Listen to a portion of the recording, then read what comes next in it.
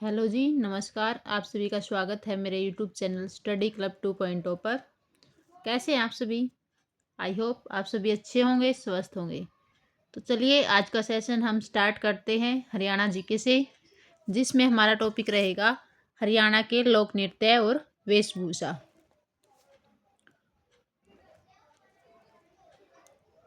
Haryana GK के लिए हमारे यूट्यूब चैनल को लाइक करें, सब्सक्राइब करें। तो चलिए ज़्यादा टाइम ना समय ख़राब करते हुए हम स्टार्ट करते हैं।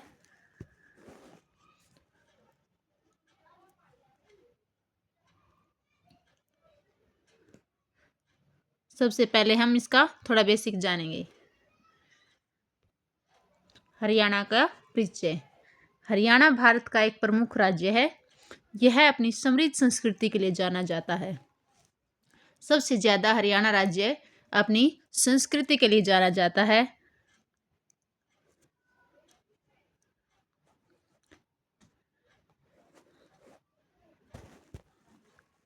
यहाँ की संस्कृति बहुत ही लोकप्रिय है। ये था इसका परिचय। अब हम बात करते हैं हरियाणा के लोक नृत्य के बारे में। सबसे पहले हम जानेंगे कि हरियाणा के लोक नृत्य कितने टाइप्स हैं। हरियाणा के लोक नृत्य की 3 टाइप्स हैं। सबसे पहली कौन सी है? जो नृत्य महिलाओं के द्वारा किया जाता है। सेकंड टाइप है जिसमें पुरुषों के द्वारा किया जाने वाला नृत्य होता है।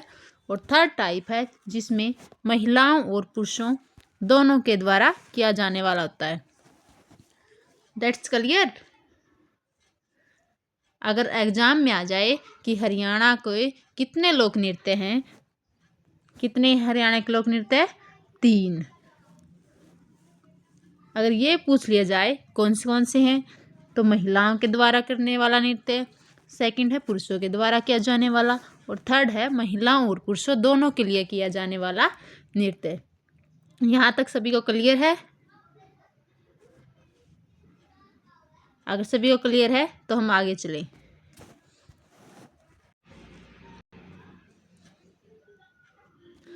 सबसे पहले आता है हमारा लूर नृत्य। लूर नृत्य फाल्गुन महीने में होली से 15 दिन पहले महिलाओं के द्वारा शुरू होकर होलिका दहन तक चलता है। इसे पुरुषों को देखने की भी अनुमति नहीं होती। तो लूर नृत्य कैसा है? महिलाओं के द्वारा किया जाने वाला। हमने पढ़े थे ने, कुछ नृत्य ऐसे हैं जो केवल पुरुषों के द्वारा किए जाते हैं, कुछ ऐसे हैं जो केवल महिलाओं के द्वारा, कुछ ऐसे हैं जो पुरुषों और महिलाओं दोनों के द्वारा किए जाते हैं। तो लूर नृत्य कैसा है? महिलाओं के द्वारा किया जाने वाला नृत्य। यहाँ तक क्लियर है भाई? अब हम जानेंगे लूर का अर्थ। क्या है लूर शब्द का अर्थ? इसके अर्थ में छिपा हुआ कि ये कैसा नृत्य है। लूर का अर्थ है लड़की। लूर का मीनिंग होता है लड़की। तो इसी में इसका मीनिंग में इसका छिपा हुआ है कि अगर इसका अर्थ ही लड़के तो ये महिलाओं का ही नृत्य होगा। लूर नृत्य फसलों की बुआई का प्रतीक भी माना जाता है। किसका प्रतीक है? फसलों की बुआई का। किसका नृत्य है? फसलों की बुआई का।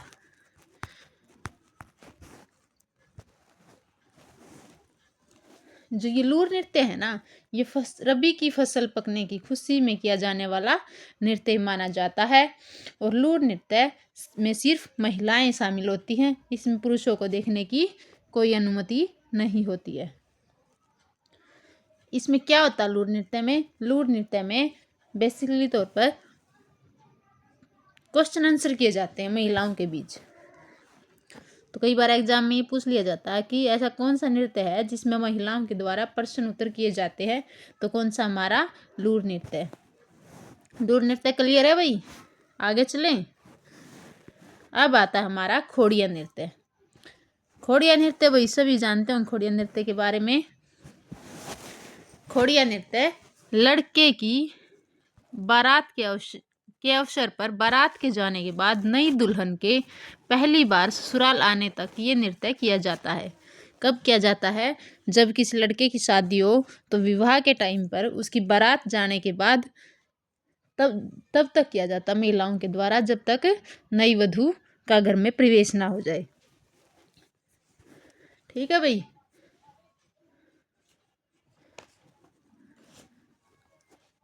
और जो ये खोड़िया नृत्य होता है ना, इससे पहले एक और नृत्य किया जाता है जिसे हम बोकड़ा नृत्य भी कहते हैं।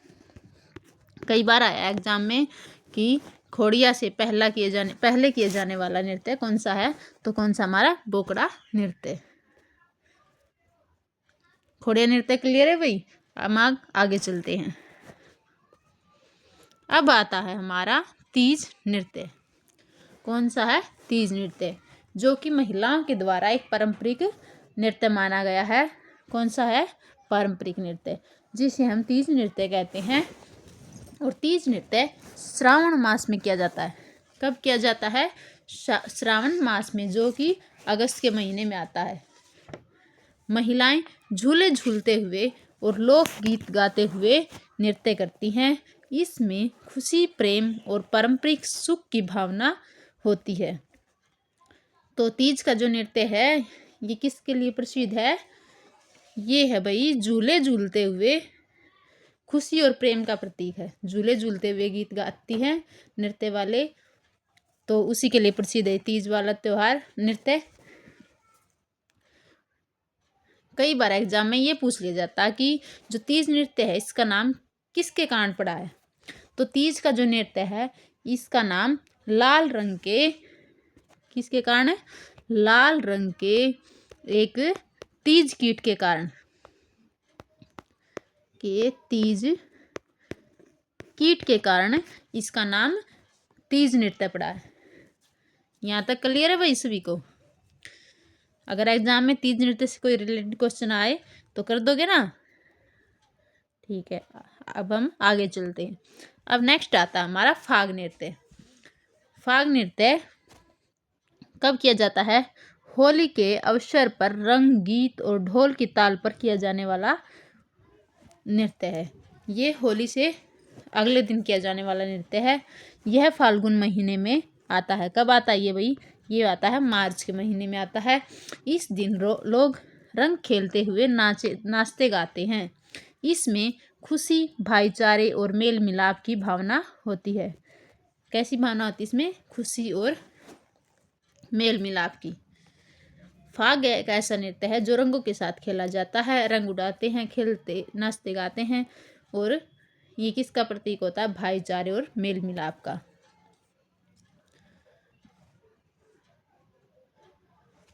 जो फाग नृत्य होता है ना, इसको भैया में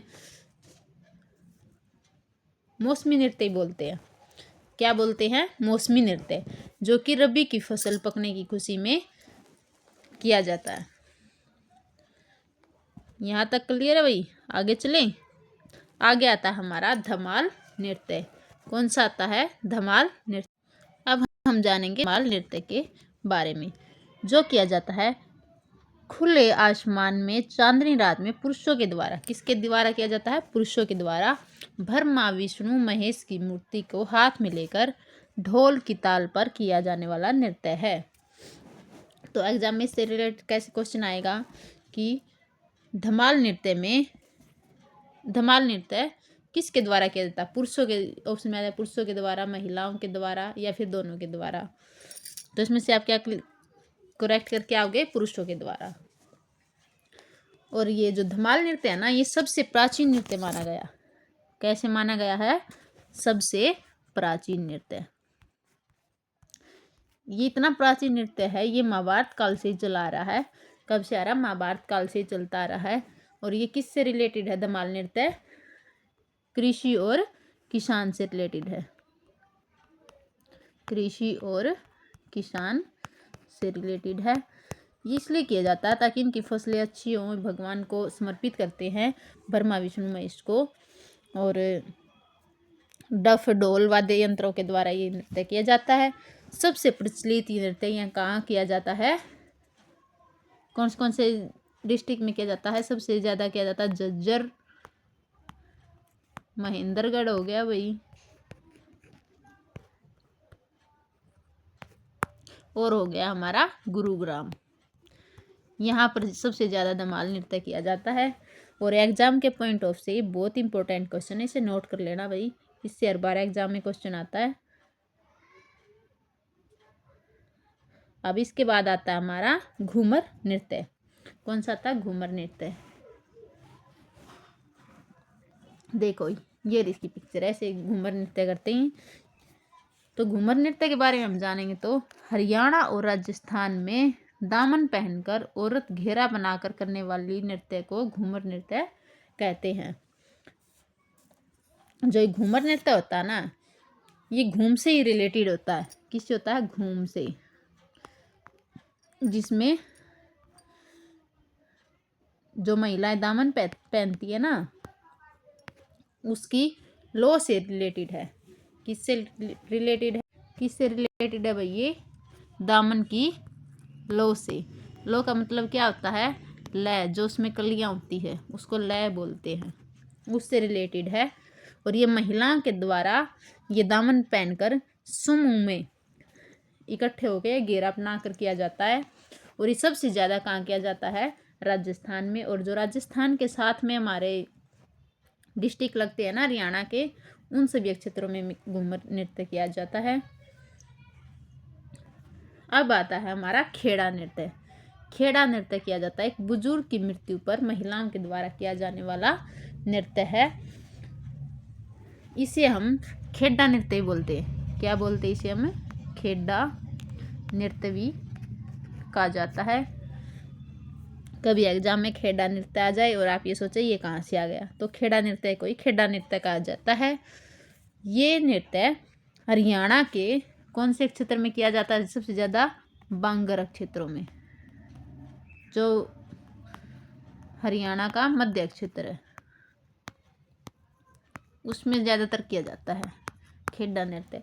कि जिस टाइम पे भी कोई बुजुर्ग व्यक्ति की मृत्यु हो जाती है तो उस टाइम पे महिलाएं करती हैं, उसे खेड़ा नृत्य कहते हैं। अब आ जाता है हमारा भाई गुग्गा नृत्य। गुग्गा नृत्य में क्या होता है? ये नृत्य, इस नृत्य में भगत अपने आप को जंजीरों से पीटते हैं। जो गुग्गा नृत्य है वो हमारे भगवान गोगा पीर जी को समर्पित है और ये सबसे पारंपरिक नृत्य माना जाता है। ये किया जाता है गुग्गा नवमी के उत्सव के दौरान। किसके द्वारा किया जाता है? ये पुरुषों के द्वारा किया जाता है मेनली तौर पर। किसके द्वारा किया जाता है? पुरुषों के द्वारा किया जाता है। और ये अगस्त से सितंबर के महीने में किया जाता है, गुग्गा पीर वाले दिन, गुग्गा नवमी वाले दिन। जो गुग्गा नृत्य है वो गुग्गा पीर की स्मृति में सांपों व अन्य खतरों से सुरक्षा पाने के लिए किया जाता है। किसके लिए किया जाता है? ताकि हम सांपों के या फिर अन्य खतरों से दूर रहे, इसलिए किया जाता है गुग्गा नृत्य।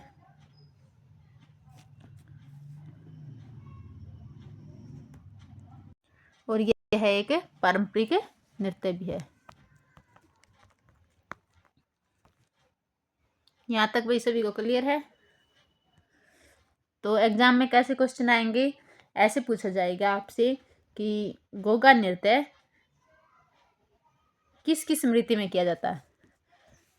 तो किसकी स्मृति में किया जाता है? गुग्गा पीर की स्मृति में। और ये पुरुषों के द्वारा किया जाता है। और आपसे एग्जाम में यही पूछ लिया जाता है। और एक होता है झूमर नृत्य। कौन सा होता है? झूमर नृत्य, जो कि किससे रिलेटेड है? एक झूमर आभूषण भी होता है जिसको महिलाएं कहाँ पहनती हैं? अपने माथे में पहनती हैं। माथे में पहने जाने वाला आभूषण भी है। इससे भी क्वेश्चन आता है कभी भी, कई बार आभूषण से भी रिलेटेड कि झूमर आभूषण कहाँ पहना जाने वाला आभूषण है? तो महिलाओं के द्वारा माथे पर पहने जाने वाला आभूषण है। तो झूमर नृत्य होता है ना जो, वो एक आभूषण के नाम पर रखा गया है। और महिलाओं के द्वारा घूमर नृत्य की तरह ही एक समूह में किया जाता है। झूमर नृत्य को एक और नाम दिया गया है जो होता है हरियाणवी गिद्धा। यहाँ से मैं साफ कर लूँ भाई एक बार। झूमर नृत्य। इसको क्या कहा जाता है? हरियाणवी गिद्धा। ये मोस्ट इम्पोर्टेंट क्वेश्चन है भाई, बहुत बार एग्जाम में आया है कि हरियाणवी गिद्धा किस नृत्य को कहा गया है? झूमर नृत्य को कहा गया। यहाँ तक भी सभी को क्लियर है? आज के लिए इतना ही काफ़ी।